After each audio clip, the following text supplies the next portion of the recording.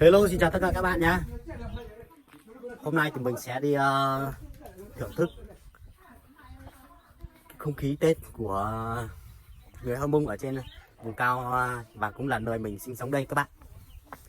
Đã nhắc đến Tết thì các bạn không thể nào không đi đến km 42.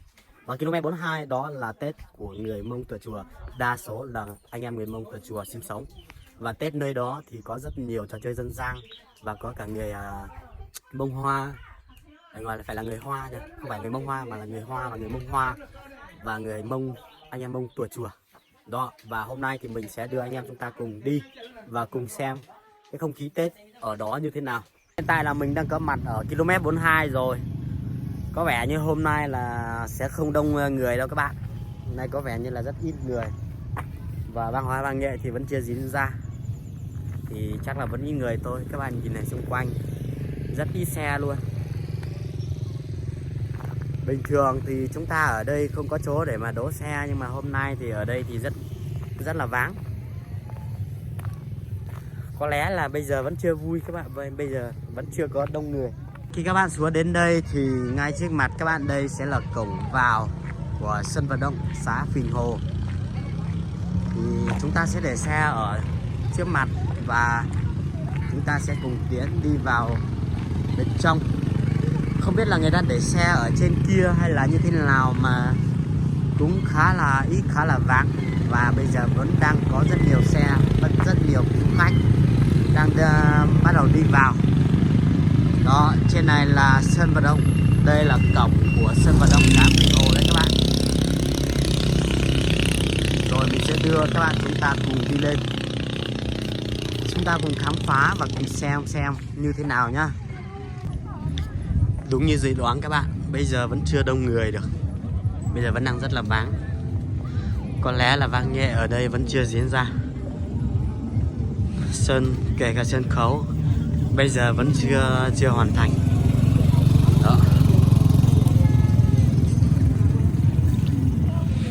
Hôm nay chúng ta đến với không khí ở đây thì thật là không được vui lắm. Ồ, ai đây? Ai đây? Đến lâu chưa? Đến lâu chưa? Mới đến à? Có vẻ không vui nhỉ? Đi quá, vắng lắm. Mùng 7 cả à? Ồ, Bà Tư có văn nghệ không? Mùng 7 mà quá. Ở đây vẫn chưa có gì nhỉ? Sân khấu vẫn chưa hoàn thiện. Vẫn là sân khấu của chợ đêm.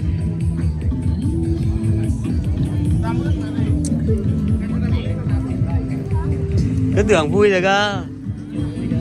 Cái Tết hôm nay đi nhầm mất rồi.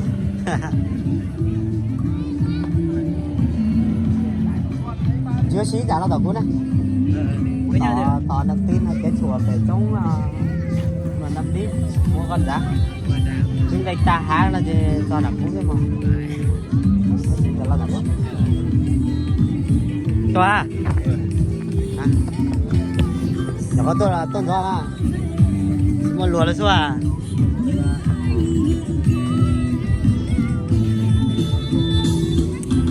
Ở đây thì theo như thông tin mà mình vừa nắm bắt được, anh bạn vừa chia sẻ là đến mùng 7 mới vui cơ các bạn ạ. Có lẽ là hôm nay mình sẽ đưa các bạn chúng ta chơi như vậy thôi. Và chúng ta cùng đi lên một vòng xong là chắc về. Không khí Tết ở đây thì những ngày Tết thì phải gọi là ối rồi ôi luôn. Nhưng mà hôm nay chưa có gì vui cả. Đó, tất cả các gian hàng ở đây thì vẫn chưa có gì. Chưa có cái gì gọi là không khí Tết. Ở đây chưa có không khí Tết. Đây chỉ là những ngày vui chơi bình thường thôi. Bình thường ở đây đã vui rồi mà Tết thì không biết như thế nào đây.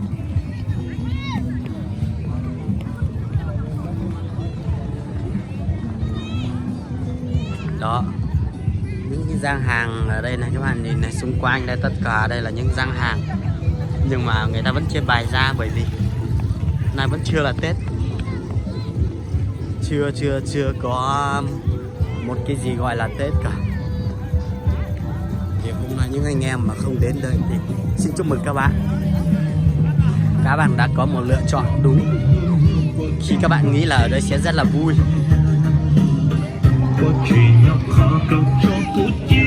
Đây trò chơi dân gian đây các bạn. Đây mình trúng nào là mình sẽ được cái số đấy.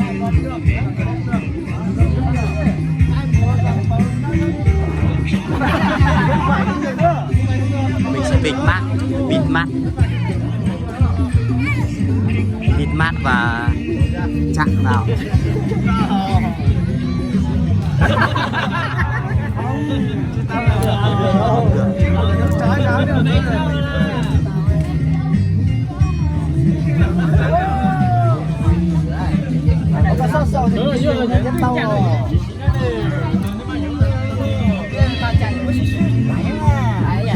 Sẽ cần cùng 500 và một giờ sau đó thì mình sẽ được đấy. Rất là phát Lào thì sẽ được ở đấy. Ok, 500 gọi là 500 một tiền. Hút lấy à.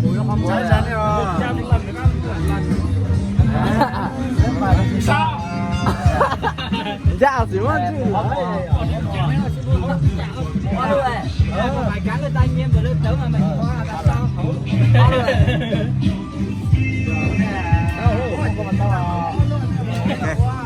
Khá là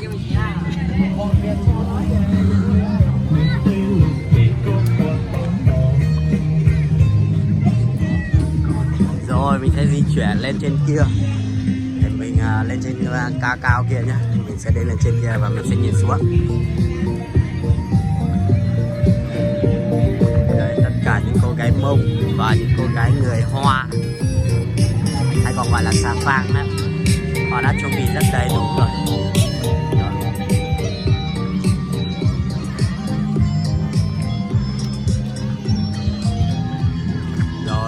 Lên trên kia nha các bạn, mình sẽ đi lên trên kia.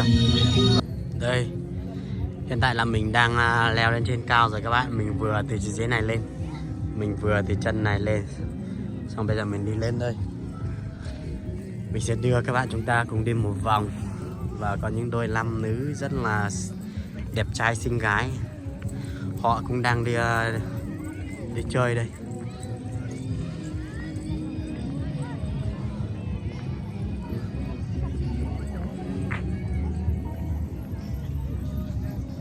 Đấy, cũng khá là vui rồi nhưng mà chưa vui nữa các bạn.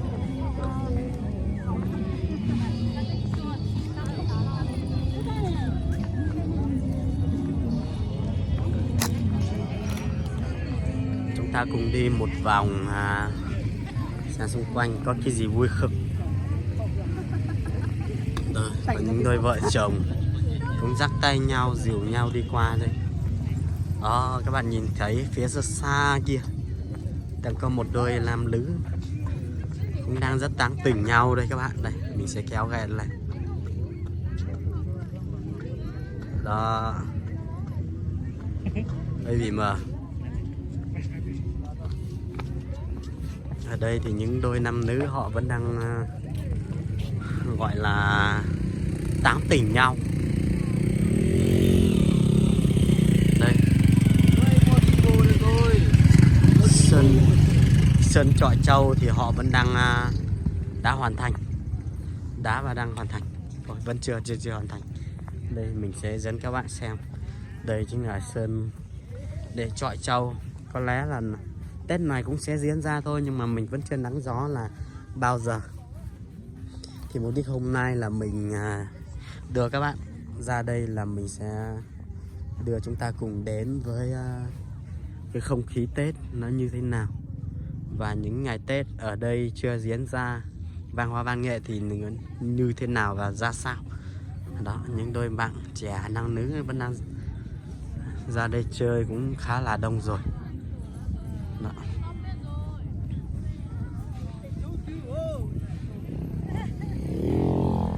Đây, những bạn trẻ đang đi những con xe xa chia.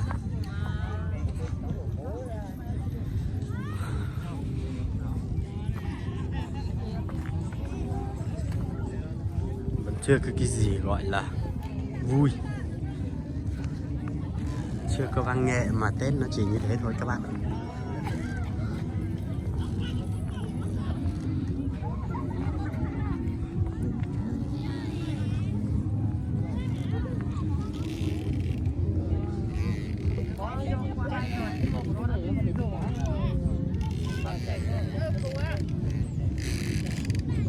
Đây, những ngày Tết, không khí Tết vẫn chưa diễn ra, mọi thứ vẫn đang rất là bình thường.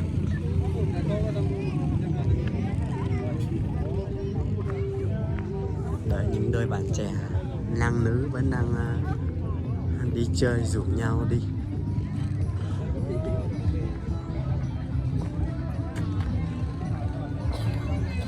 Đó, phía xa xa kia là đường mà mình vừa lên thì các bạn, mình vừa đi từ trên kia, từ dưới kia lên, và đây chính là sân vận động Phìn Hồ, xã Phìn Hồ. Đó, xa xa ở tít đấy là chợ đêm, đó vẫn là cái băng rôm mà chợ thôi. Những ngày Tết vẫn chưa đến, Tết vẫn chưa đến, và sân khấu chợ vẫn chưa làm, và bây giờ người ta vẫn đang bắt đầu và hoàn thành nó thôi, vẫn chưa dựng lên cái phong của Tết năm mới.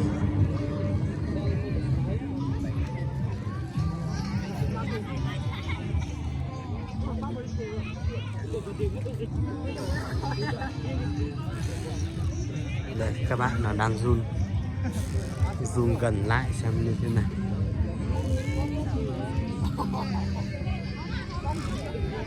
Có lẽ là Tết năm nay sẽ vui hơn và nhiều hơn, đông hơn mọi năm, nhưng mà giờ Tết ở đây vẫn chưa bắt đầu. Mọi khi thì những năm nay đã rất đông người rồi, nhưng mà năm nay thì người ta sẽ làm muộn hơn, đến tận mùng 7 cơ, mùng 7 Tết thì người ta mới tổ chức văn nghệ.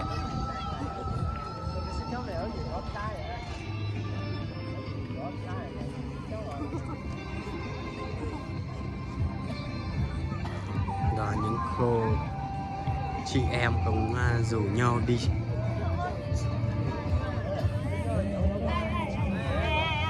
Cô em rất là xinh.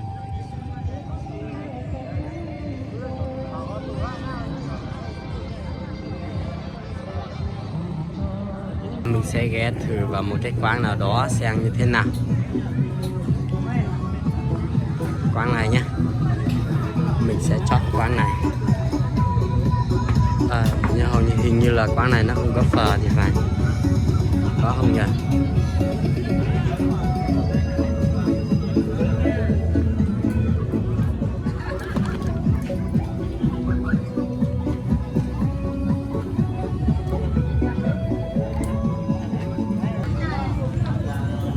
Quán này không có bún phở nên mà mình sẽ đi chỗ khác nha các bạn. Mình sẽ đi ra hàng khác, kiếm ra hàng nào mà có bún phở để mà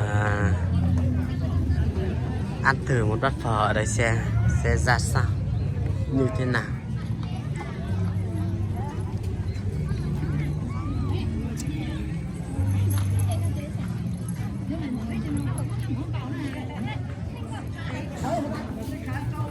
Ở đây như có 5 số bạn ơi, 5 nha.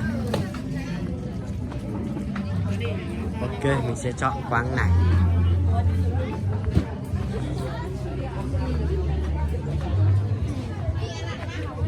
Nhìn trông rất là nha.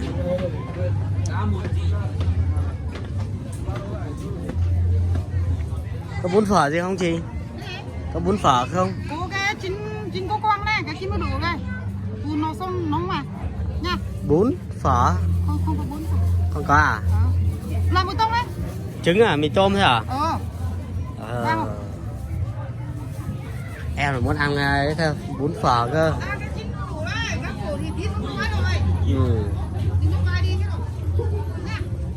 Chị không phải là uống nó xong ấy. Thôi để tí xem nào, để em đi xem có chỗ nào không. Không có tí quay lại được.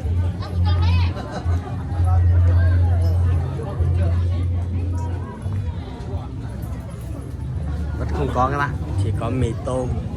Khi nói khó nghe thật mình cứ tưởng có chứ.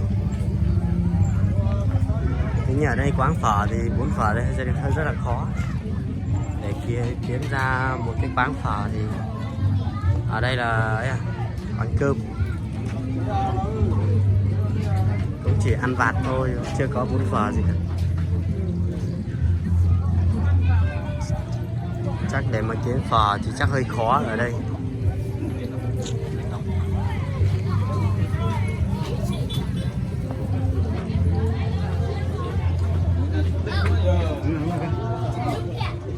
Xin mua thôi. Đây có bún phở đấy. Chắc cũng chỉ ăn vặt thôi.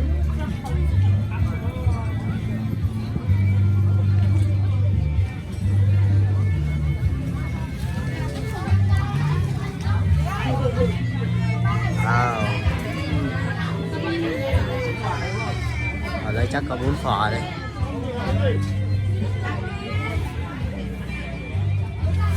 Có bún phở không chị? Có bún phở gì không? Không có à? À thế à?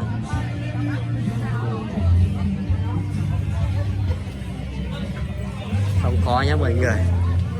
Thật sự ở đây để mà kiếm một bát bún thì rất là khó luôn. Có lẽ là mình cũng chỉ ăn vặt như người ta thôi. Đây, dưa hấu rồi.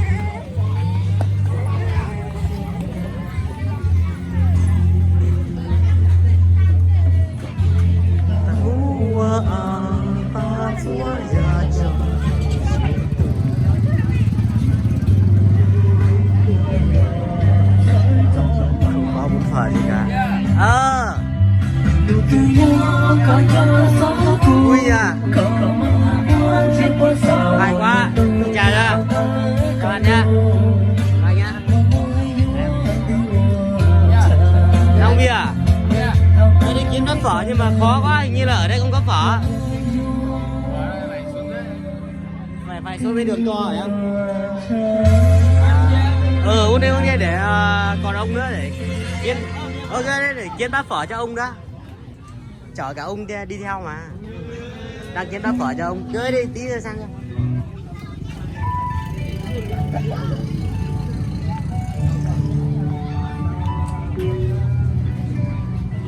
Cũng không có các bạn ơi. Hôm nay để mà kiếm bát phở thì chắc chắn là khó rồi. Đây, còn các bạn nặng thành núi luôn. Các bạn ăn vặt thôi nên là phở chưa có. Khó nhá. Bây giờ mình sẽ vào một cái quán nào đó ăn đại một thứ gì đó đi. Ok các bạn ơi, bây giờ mình sẽ vào quán này nhé. Ok. Để mình đi gọi đồ đó.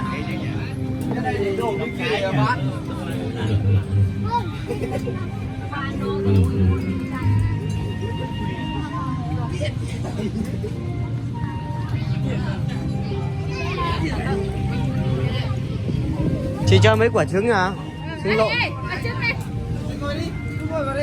Cứ lấy cho em đi nhá. Ăn thì em ăn sao được, còn lại bao nhiêu thì đấy. Lấy cho em chục quả đi xong rồi ăn. Em ngồi bên này. Em ngồi bên này. À ngồi đây.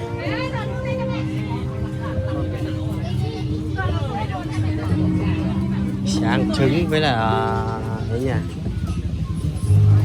Trứng là với là dưa. Để mình đi kiếm dưa đó nhá. Có gì ăn không đó sẽ. À. Thế bao tiền em ơi? 10.000 à?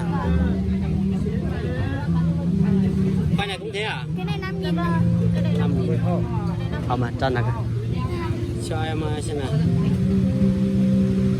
Cho anh 5 que đi. Anh lấy 5 que này à? Ừ.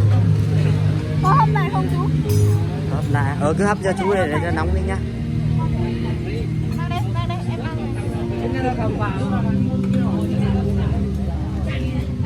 Cái này là khoai mì đấy à? Hay là cái gì đây? Khoai lang ghép ạ. Khoai lang đấy à?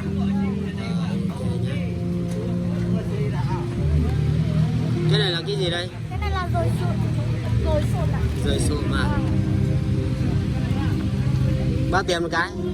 Dồi sụn đấy là 10.000 10.000 à? Cho anh 2 cái nhá. Hấp luôn cho anh đi.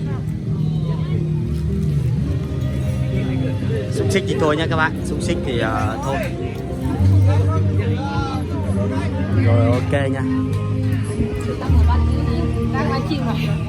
Không em quay video. Em YouTuber. Vâng vâng. Đây. Rồi đã có trứng. Cho chị mấy cái bát chị ơi. Ok nhé mọi người ơi. Nên là uống nước đã. Xong mà nha, mời mọi người nha.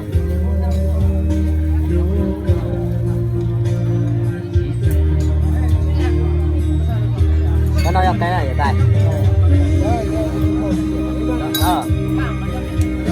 Tôi bắt đầu là cái đó. Là cái đó nó ra vào. Chị ơi, đây là 5 quả trứng trắng. Đây là 5 quả trứng trắng. Ở nhà chị có trứng trắng. Có trứng trắng à?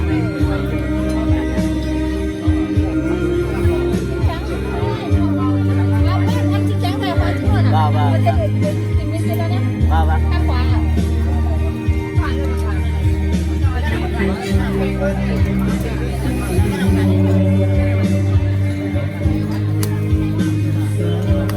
Rồi ok, mình sẽ thử quả trứng lộ nóng bát.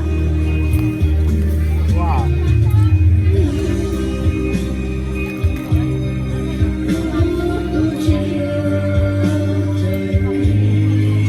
Nóng bát mọi người ơi.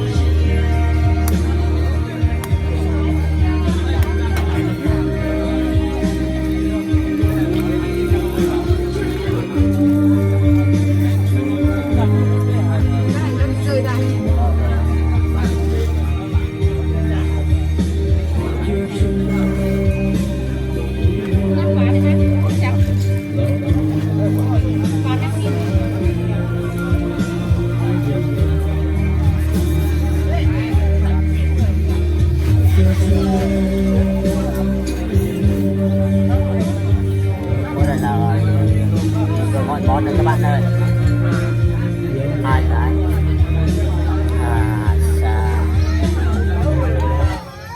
Để mình quay cái màn hình lại một tí xíu để nhìn thế nào. Đó.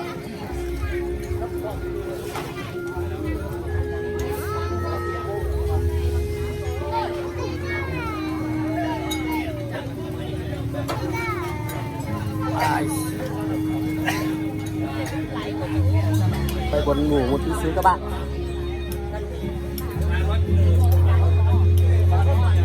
Trứng lộn này.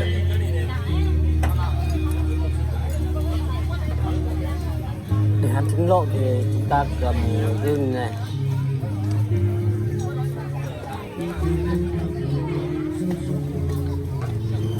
Nấu răm.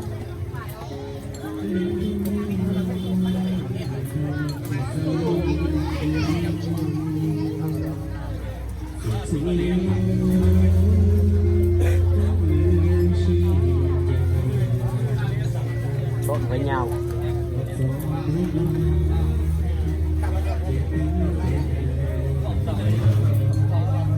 Các bạn cho một tí ớt này, xong một tí muối mình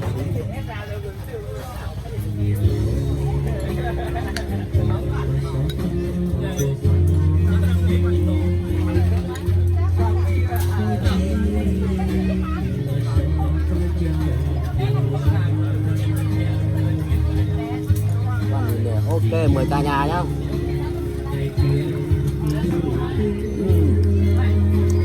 Khá là ngon các bạn.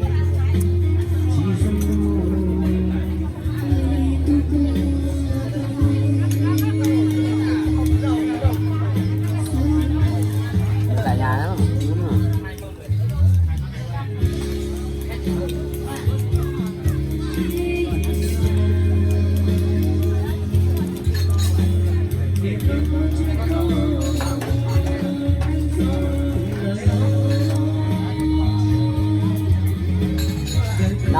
ở cái nào nó là một căn này.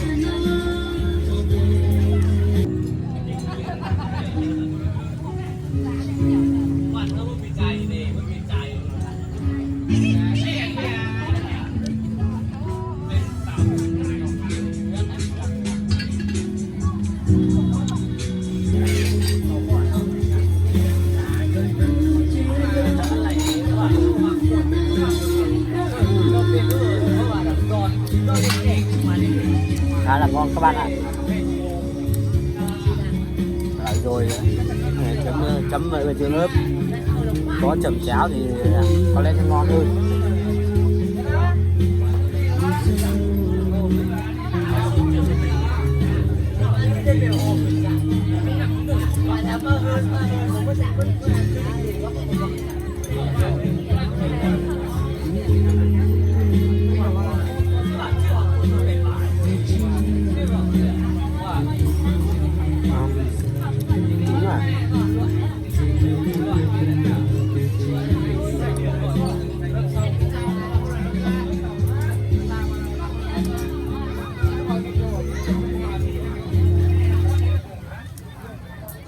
Rang này mọi người.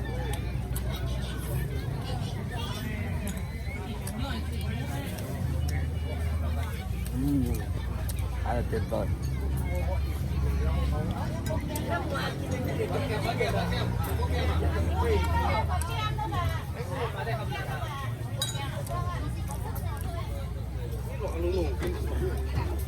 Thôi có lẽ là mình sẽ dừng video ở đây để mình tập trung ăn đó nhé mọi người nhé. Xin chào cả nhà. Không khí ở đây nó chỉ được như thế này thôi, và bây giờ mình sẽ di chuyển xuống đây các bạn. Mình sẽ di chuyển xuống ở km 34. Có lẽ là km 34 thì cũng là một sân chơi cũng khá là nổi tiếng ở khu vực 4234 đi xuống Mường Trà. Thì có Ma Thị Hồ và Hội Lèng. Cây số km 15 cũng là những sân chơi rất là nổi tiếng. Nhưng mà những ngày Tết như thế này thì có lẽ là mình sẽ không đi hết được. Và bây giờ mình sẽ đi xuống 34 để đưa các bạn chúng ta cùng đi xem và khám phá không khí Tết của những ngày mới bắt đầu này sẽ ra sao. Bây giờ là mình đang đi xuống đây mọi người ạ. Đây những đôi bạn trẻ nam nữ vẫn đang dắt nhau đi chơi, và những đôi vợ chồng cũng đi chơi. Đó là những ngày hội, ngày Tết, và chúng ta lại phải đi chơi. Không ngày mai ngày kia cũng là hết Tết rồi. Cho chỉ tầm 5-6 ngày nữa thôi, khoảng 1 tuần nữa thôi là những ngày lễ Tết như thế này sẽ kết thúc ở đây. Cũng là một trong những nơi mà kết thúc Tết hơi muộn, tầm mùng 10, 12 người ta vẫn đang chơi Tết. Ở một số nơi thì vẫn đang chơi Tết, nhưng một số nơi cũng đã nghỉ Tết, hết kỳ nghỉ lễ rồi, người ta cũng đã đi làm bình thường rồi.